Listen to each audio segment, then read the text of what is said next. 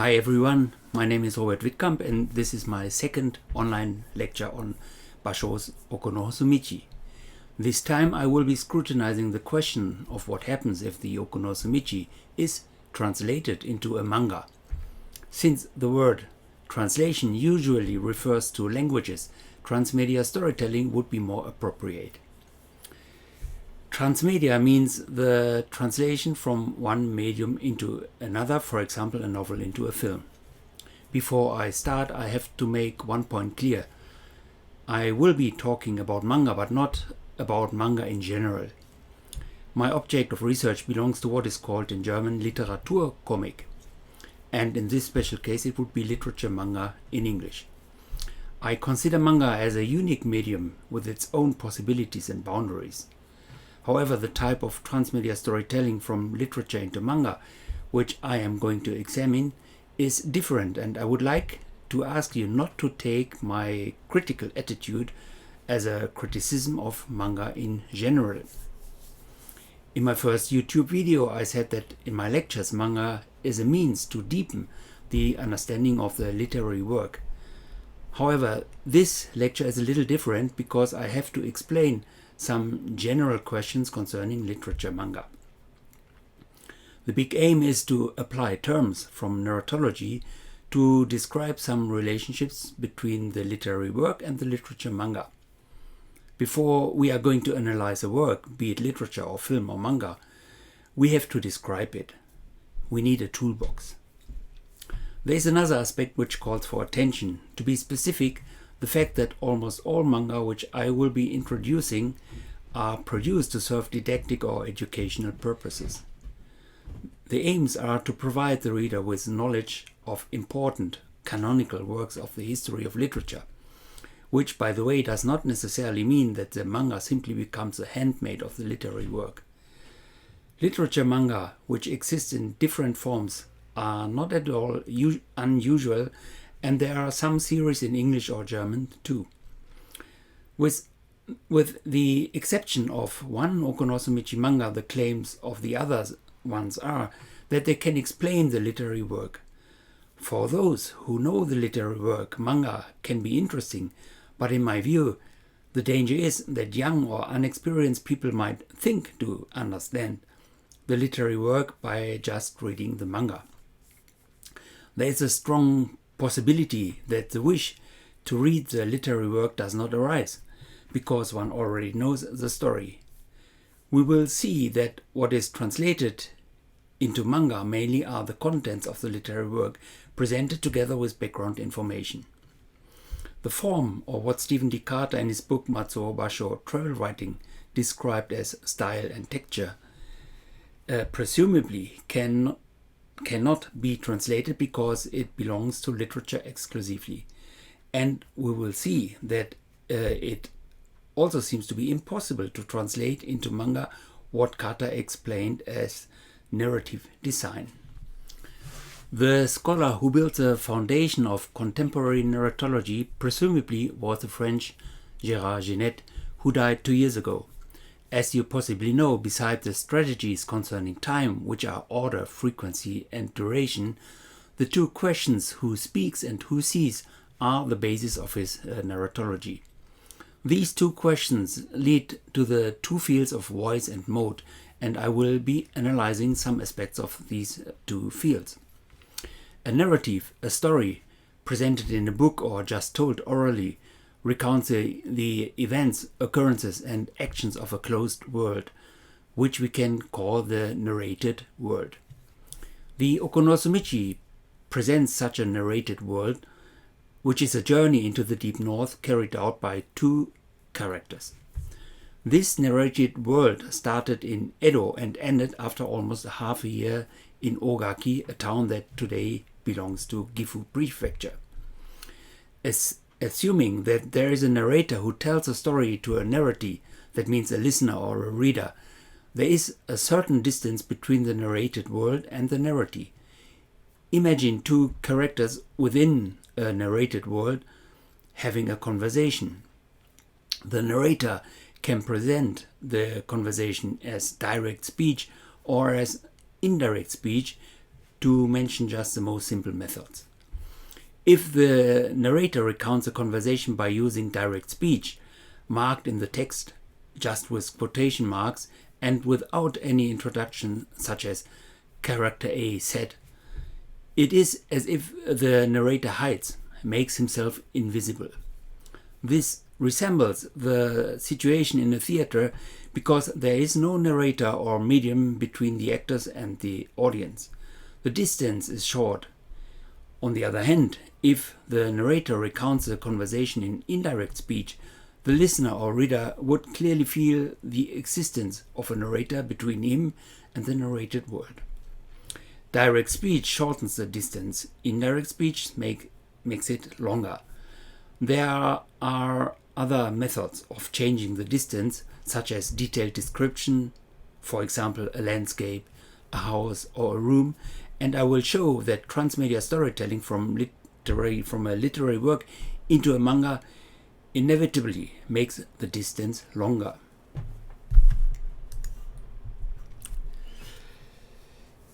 So this is my program for the lecture.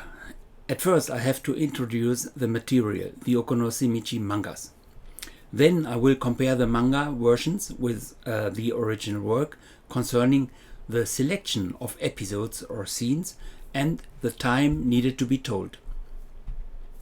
As I said in my first lecture, Hosomichi is a high-speed narration, and we have to examine whether that speed remains or changes. After that, I will be taking a closer look at the narrator, that is the question who speaks, and in the last part I will be approaching the problem of focalization, which means who sees. In my collection, this is the oldest manga titled Hosomichi. It is from 1984, drawn by Akazuka Fujio and with explanations by a specialist.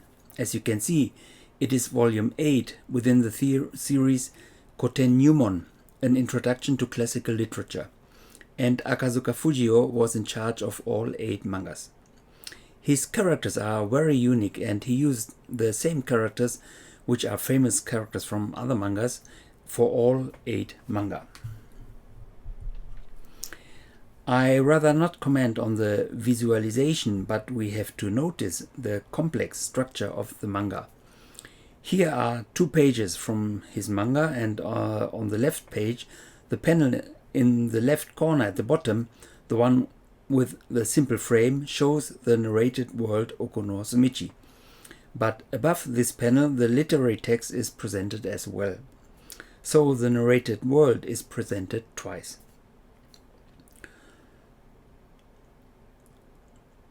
On the left page we see another panel with another type of frame, which is different from the other one, indicating another world.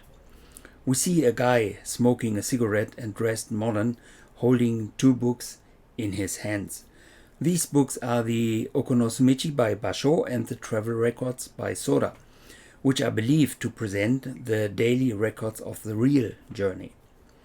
The discovery of that book during the 1940s was a big jump in research because it revealed that there are many differences to Basho's literary work. Some differences were understood as considerable aesthetic fashioning. This is from Stephen D. Carter's book.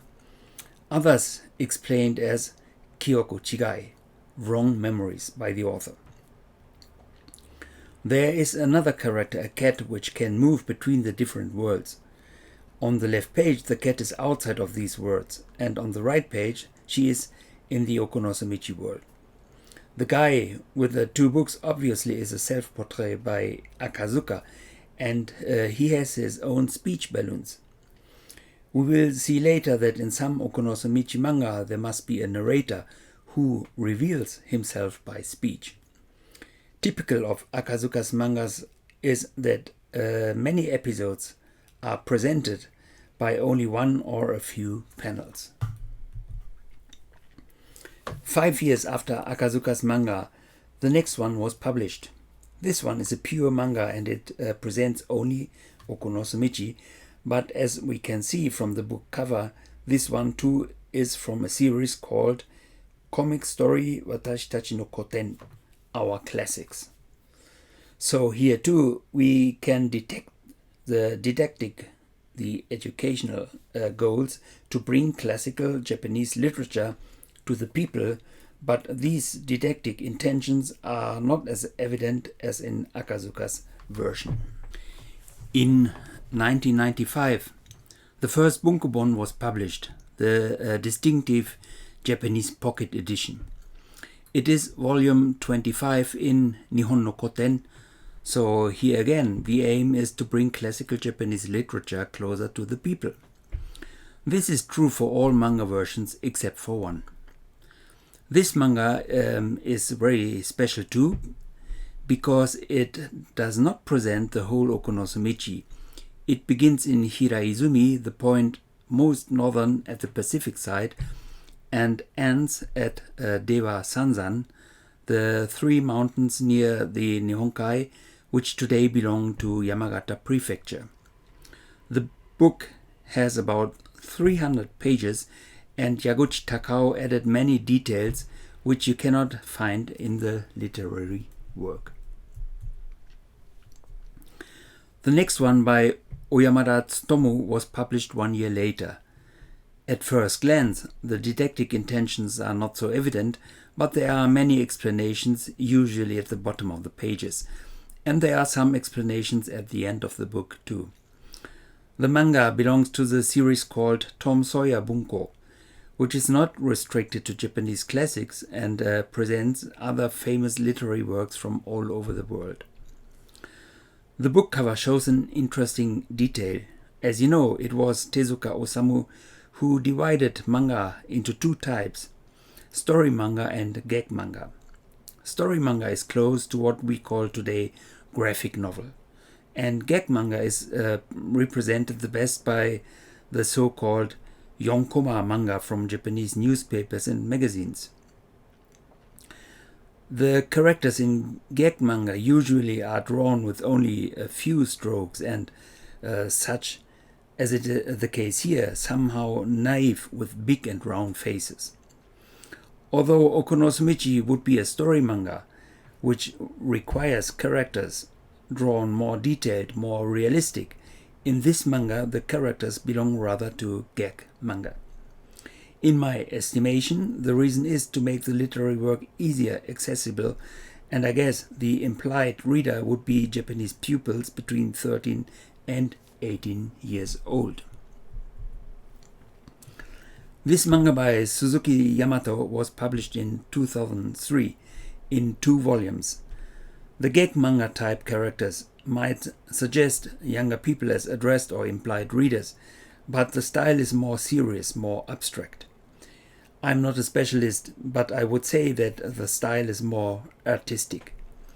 This manga recounts the whole Hosomichi, and I have to explain later what that means. In my impression, as a layman, it is the one closest to the literary work. The next one, from 2011, is similar. It is volume 84 of a series called Manga de Doppa, which contains other famous works of world literature too. Doppa means to read and to break, burst, promising a complete understanding of the literary work. This book too is a pocket edition, and the style can be described as story manga or graphic novel.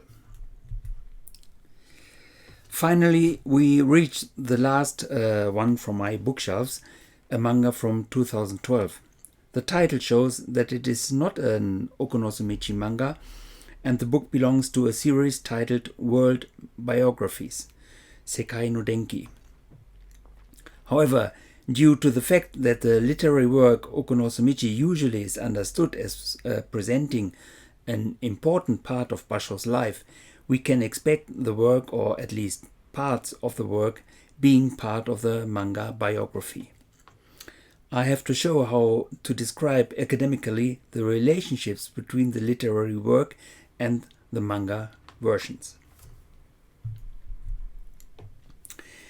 At first, I'm going to try to describe the differences between the literary work and the manga by taking a look at the selections of contents and to some aspects of time.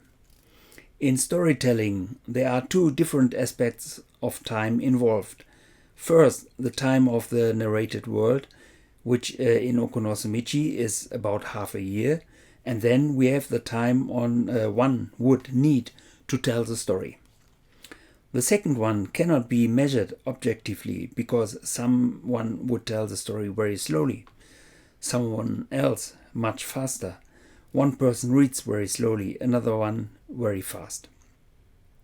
A solution can be that the second one, the so-called discourse time, can be measured by the number of pages of the book. This is a well-known proposal by a German scholar, but of course the proposal only concerned literary works. In manga we could, for example, count the panels presenting an episode from Hosomichi. Then we would have Akazuka at the one end and Yaguchi at the other end. In this table I try to summarize some other aspects. They are merely examples, and by applying narratology you can identify and subdivide more aspects. I said in my first lecture that Hosomichi is a high-speed narration with many ellipses and abbreviations. We know that the literary work has many allusions to classical Chinese and Japanese literature, and it is a deep world.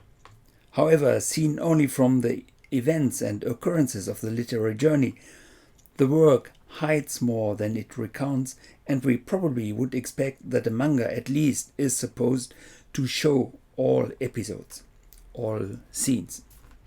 Surprisingly, that is not always the case. Selection. The first column of the table shows that actually only Yaguchi chose to not present the whole work. His choice was the part from Hiraizumi to Dewa-sanzan, which he presented as a kind of blow-up by adding many details. Mizuki, on the other hand, is a biography of Basho's whole life, in which the journey into the deep north is only a part. However, there is a kind of ellipsis which I call manga ellipsis, ME. That means even if the episode is mentioned, it is only presented by, for example, one panel, or a certain passage of the road is presented by a simple map. As we have seen, the opposite, which I provisionally call blow up, is also possible, and in my next lecture, which will be on the episode Mogamigawa, I will examining the reasons of why all manga choose to describe the Mogami episode detailed and vividly. The next column is order. On the level of the narrated world, time cannot be changed. A narration starts at a certain time and ends at a certain time.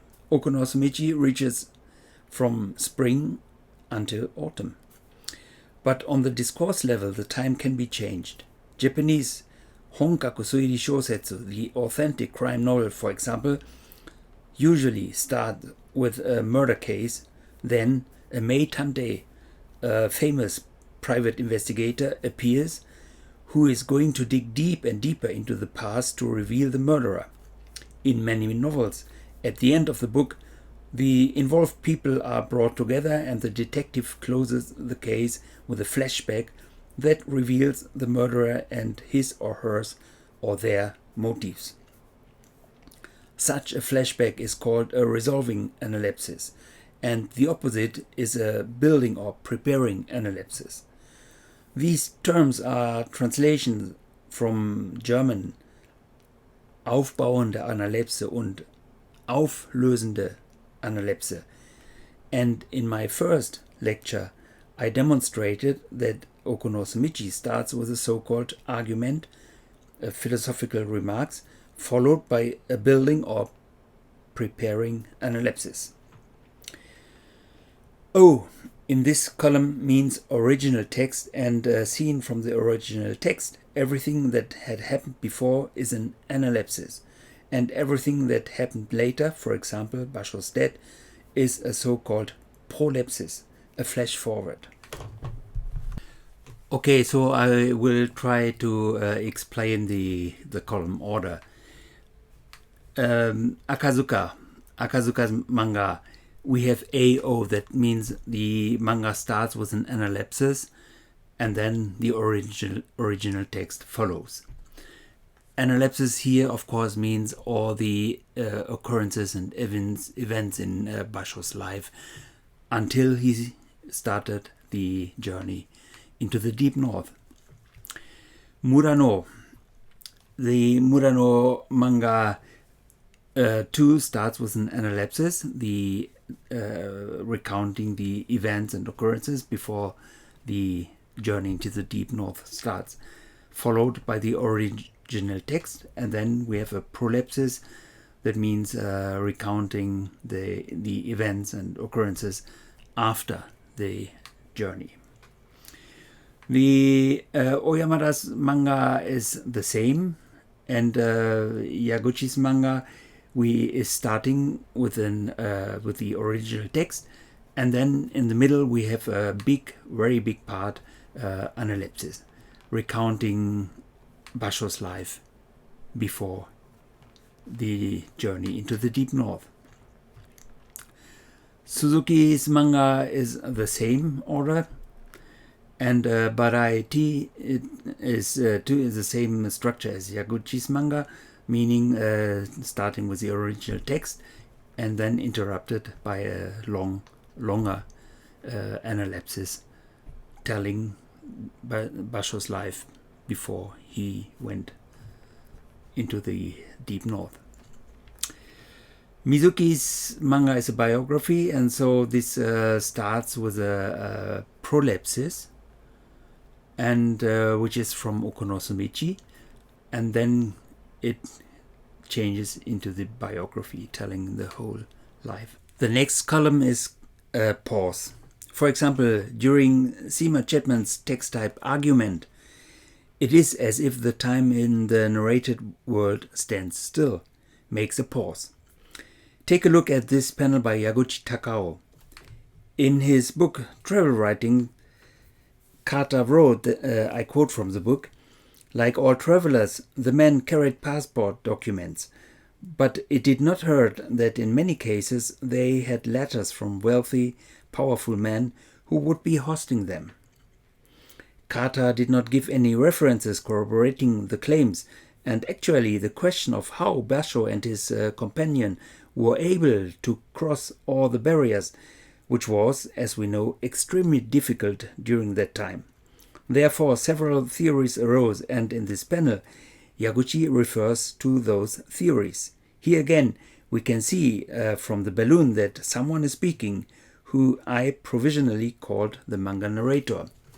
Here he tells us that Konen Basho no ninja setsu ya onmitsu setsu ga makoto shiaka ni katarareru koto ni naru no wa kono shoshochi ga iga ninja no sato toshite narakai koto ni kiin suru mono daro. So since Basho was born in a village which is famous for ninja, so there were the theories arose that he was a ninja, or other theories are that he was an onmitsu, that means a spy during the Tokugawa time. The first 3 columns in the table stand on solid ground, and they can be analyzed objectively. The last column is different because there is no objective way to measure the real discourse time, which is the time it needs to tell the story. The column discourse time is built on a comparison with the literary work. The question is, compared to the literary work, how much time would it need to read the manga? The column shows only subjective estimations and a more objective analysis would require empirical research, interviews, and so on. Akazuka is difficult because his manga possesses the literary text as well. Faster refers only to the manga panel, and then the discourse time would be much faster. Yaguchi and Mizuki, on the other hand, are clear because Yaguchi's blow-up into almost 300 pages requires more time than reading the same passage in Hosomichi, the literary work. For example, the episode when the travelers climbed Mount Haguro in Hosomichi, only one very short sentence mentioned the climbing, which in Carter's translation is, "On the third day of the 6th month, we climbed up to Mount Haguro." Yaguchi translated this short sentence into 6 manga pages with altogether 12 panels. One panel covers 2 pages. The manga recounts the climbing very detailed, and in the explanations Yaguchi wrote about the reasons.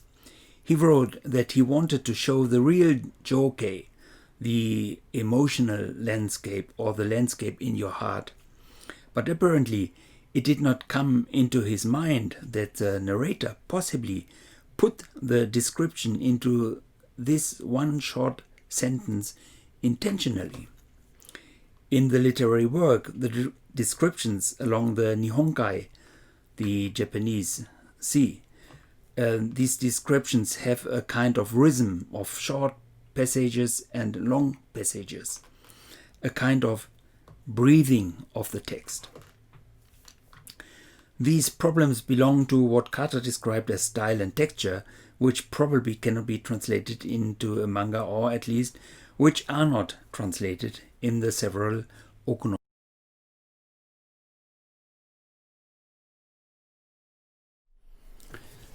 I will come to the third part of my lecture, and there is one problem which requires some attention. The problem of the narrator. In contemporary narratology, the narrator is not a person, but a function of the text, or, to quote from the Living Handbook of Narratology, a strictly textual category. And the narrator belongs to the most difficult problems in narratology. Jeanettes did not doubt its existence in all narrations, and indeed in many texts the narrator is very evident. In Hosomichi, for most people, it is not a narrator telling the story, but Basho, the author, because it was a historical journey which is told in the first person I. However, even if we take Basho as the narrator, there is a difference between the narrating I and the narrated I. Picture yourself telling a story from your childhood.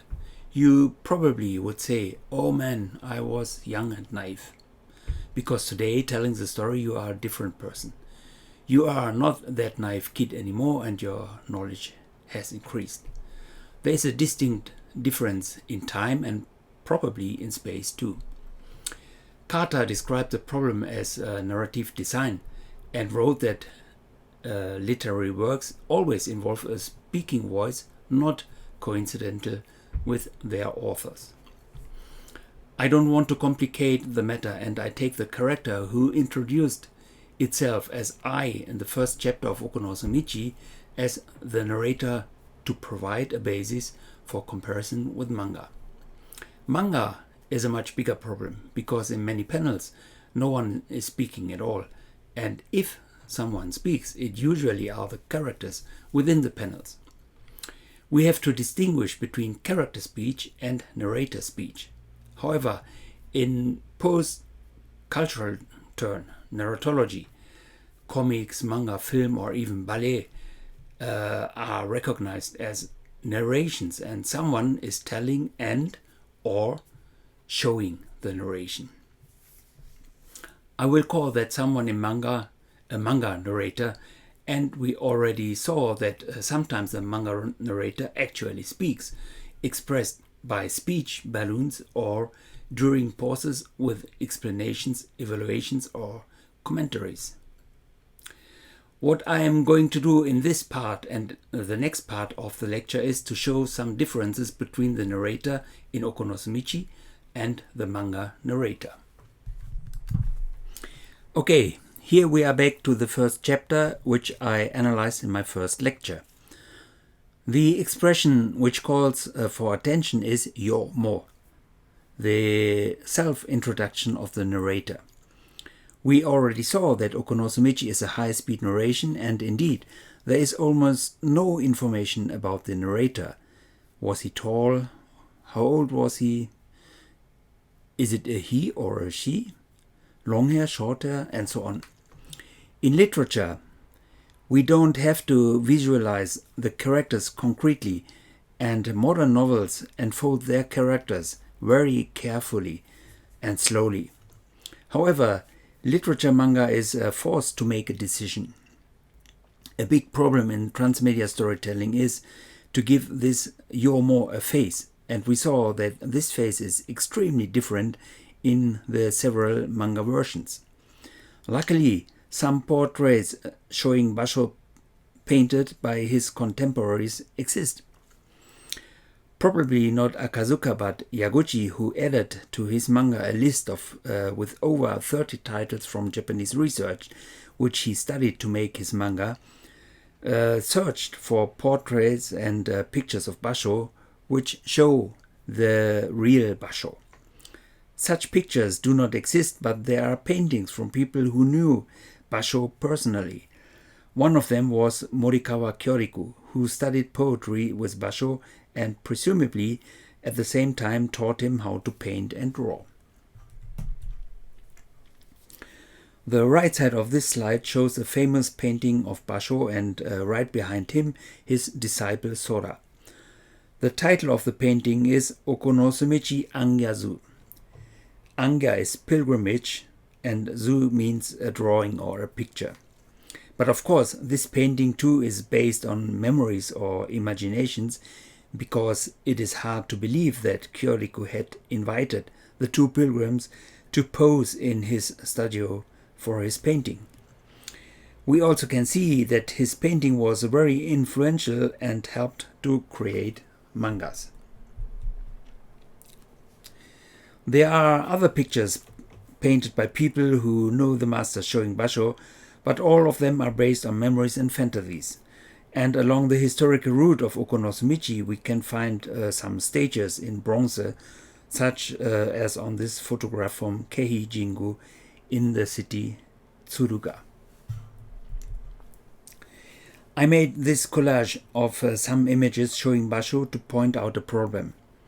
In literature, the characters can be depicted extremely detailed, but that is not necessary.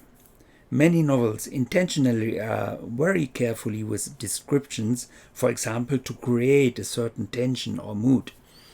The reader has to create an own picture of the characters, but usually that is not a problem at all. However, as I already pointed out, for the manga painter it is a big problem because he or she has to make a decision. To make the problem more evident, I made another collage showing two types. Either the visualization of Basho shows an old man or a young man. How is that possible? Well, the answer is simple. On the one hand, we have to imagine a haiku master, and an ideal haiku master cannot be a young man. On the other hand, the Hosomichi journey was about 1500 miles and took half a year.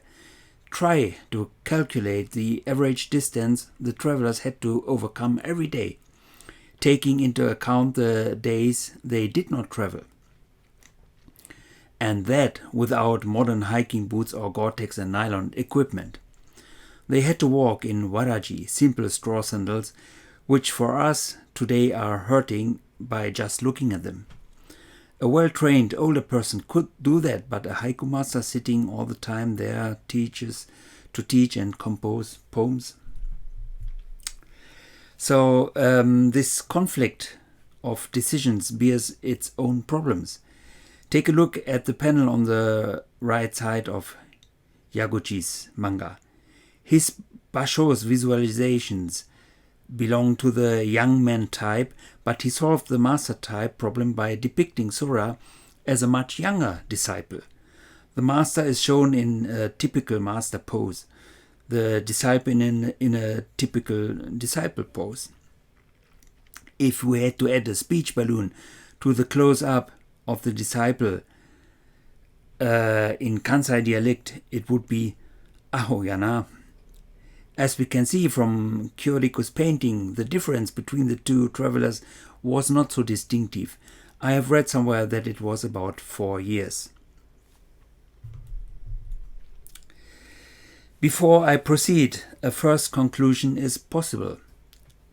In translating from a literary work into manga, transmedia storytelling, the selections of scenes and episodes can be done differently, but the concretizations, the visualization of characters, backgrounds, buildings and so on, must be different, independent from different drawing styles. Let us take a look at the opening chapter of the Hosomichi again and try to identify the type of narrator. I advise you to take a look at the Living Handbook of Narratology. The link is given in the description to the YouTube video. Because, as I said before, in postmodern narratology, the question of the narrator is a rather complicated one. To make it not too complicated, I will try to explain by using Jeanette's traditional terminology. Yo-mo, I, clearly belongs to the narrated world, and this type of narrator is called by Jeanette a homodiegetic narrator.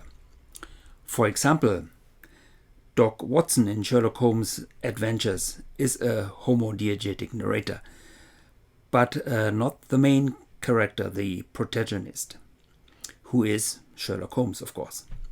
On the other hand, in Hosomichi, the I narrator is the main character, what Jeanette called an autodiegetic narrator, equal autobiographical narrator.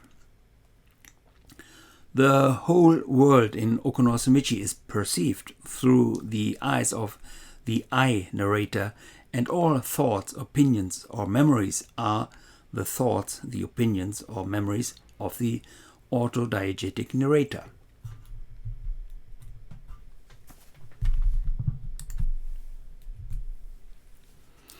And now we should realize what has happened in transmedia storytelling. The I from the literary work not only has been transformed into a third person seen within the frames of a manga, but nevertheless from the outside. What is more crucial is the fact that the I is no more the narrator of the story, because the character is narrated by someone outside of the narrated world. Jeanette called such a narrator a heterodiegetic narrator, a narrator which does not belong to the narrated world. In a nutshell, the narrator has changed from an autodiegetic to a heterodiegetic narrator. Since an autodiegetic narrator recounts his or her own experiences, be it fictional or not, there is no detectable distance to the narrated world. There might be differences, for example, a witness recounting what he or she saw from a certain distance, but even then the distance is shorter than the distance in the case of a heterodiegetic narrator. As a result, we can say that the process of transmedia storytelling inevitably makes the distance to the narrated world longer. In the last part of my lecture, I will approach Jeanette's question, who sees the question of the point of view, perspective and focalization. A good example is the following scene here in the translation by Stephen D. Carter. Planning to go by boat down the Mogami River, we traveled on to a place called Oishida and waited for good weather.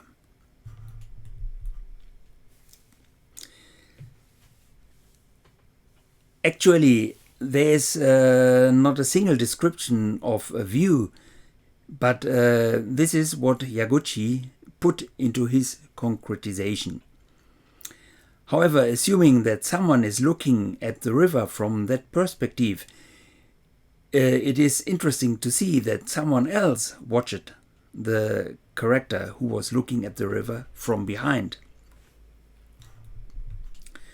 This complicated arrangement in which observing someone looking at something from his behind and at the same time seeing what the observed character is looking at is an interesting constellation which was, as far as I know, for the first time be expressed by the German romantic painter Caspar David Friedrich in his famous painting Wanderer Above the Sea of Fog from the year 1818.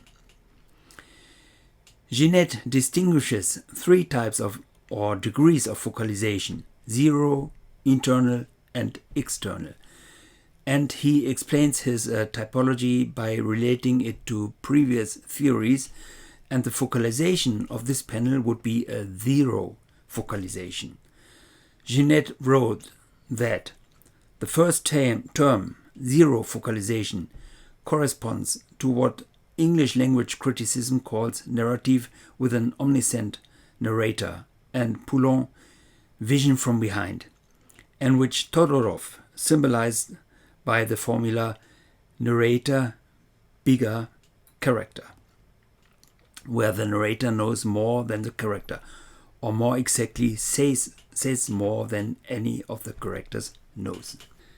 On this slide, the perspective is a little different, but the effect is the same. Observing someone looking at something and at the same time looking at that what the observed characters are looking at. This drawing is in strong black and white and resembles almost a black and white photograph with strong contrast, almost realistic. The landscape is Matsushima, and the panel shows another interesting detail. If we take a closer look at the speech balloons, we will realize that there are two types. The two ones in the middle of the picture show character speech, but the balloon in the corner on the right side is somehow different. It is not so round as the balloons with character speech and contains narrator speech. That this speech is actually spoken language can be seen from the use of Desma's speech. The text is Taibo no Matsushima e to mukaemashita, representing spoken language. The levels of speech are different inside and outside the narrated world, but the forms of speech are the same.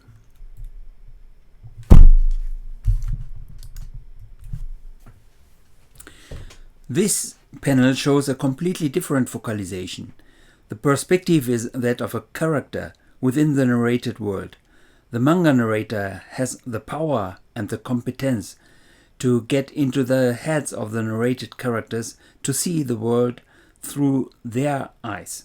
It is a godlike narrator, but not at all unusual. We can find this narrator type already in the Japanese myths, but more famous probably are modern novels. In Jeanette's narratology, the focalization would be an internal focalization. Todorov described with the formula narrator equal character. That means that the narrator says only what a given character knows.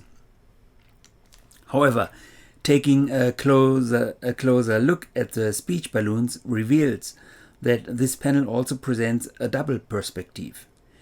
Nigiyaka desu ne is spoken by a character of the narrated world.